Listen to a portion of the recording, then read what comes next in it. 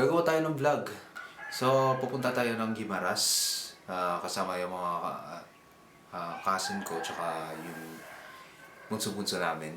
Saka gamit ko to is Canon na EOS 500D na maluma na, August 2019 pa to eh.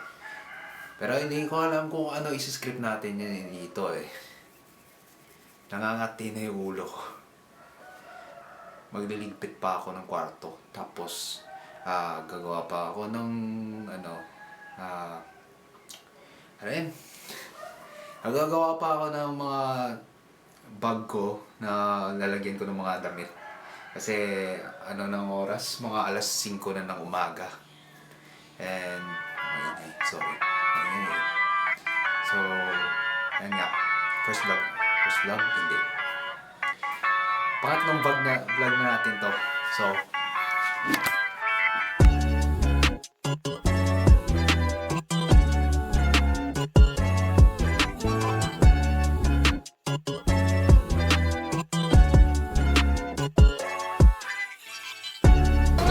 So, guys, nandito tayo sa Hordan Wharf. Ito yung first katatlong vlog natin. Ito yung kasama ko, si Danica, yung cousin ko, tapos si MM. Ito. Mga kamangga. Yan nga. So, pupunta tayo sa Mangadiwa and mag-enjoy tayo doon. Kasi yun yung mga vlog natin ngayon. Ito yung pangatlong vlog na pupunta tayo sa labas ng kwarto ko. So, yan nga. Bye-bye mga kamangga.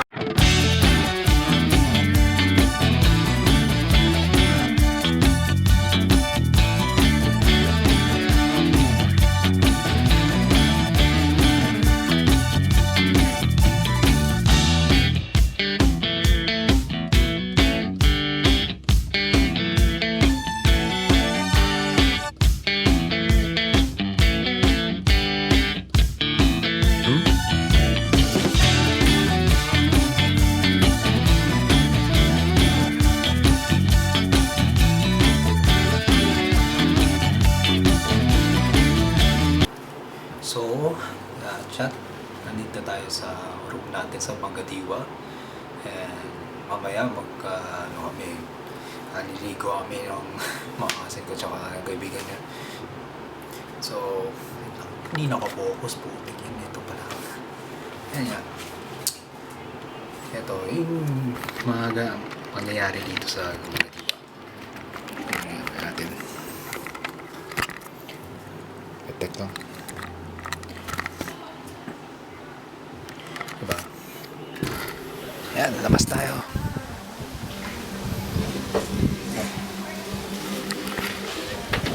Ano ang nangyayari sa Mangadiwa?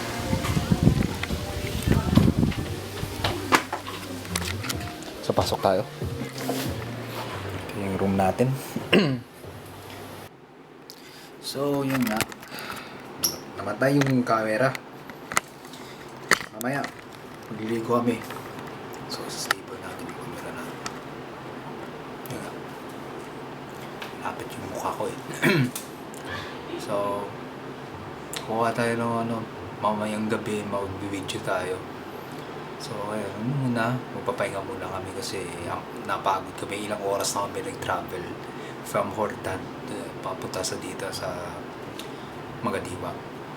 So, ang dami pong i-edit eh. So, yun nga.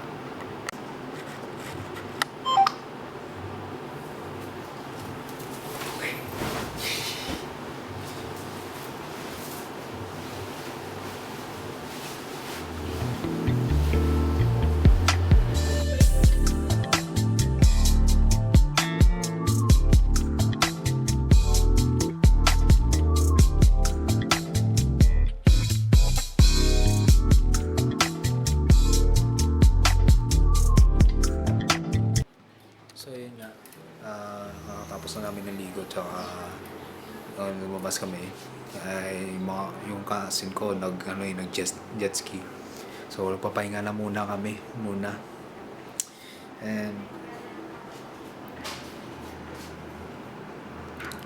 yun nga, papahinga muna kasi napagod namin. Naka-travel namin ng 1 oras galing sa Hordan papunta dito sa Mangadiwa. So, mamaya magdi-dinner pa kami. And, kung ano naman gagawin namin, hindi ko namin alam eh. Kung ano yung mga pagpagtripan namin. So, sisneak ko kayo sa mga nature na scene. Kasi ang dami yung yung pangandang tanawin dito sa Mangadiwa.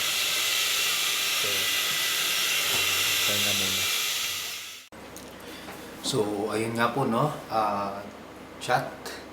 Hindi ako naka-record ng lahat ng footage sa Mangadiwa Resort kasi yung nangyari sa Mangadiwa is nag-fog lahat ng camera lens ko tsaka yung camera.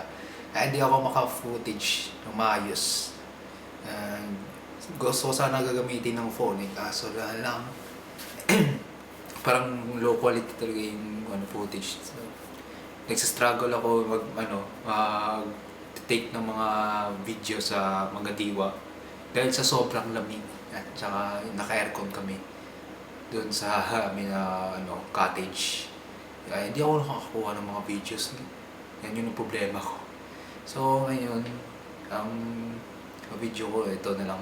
Mag-4th vlog tayo sa susunod. So thank you so much sa mga nag-suporta at saka nag-nood ng vlog ko. At panoorin nyo na lang sa 4th vlog. Bye-bye.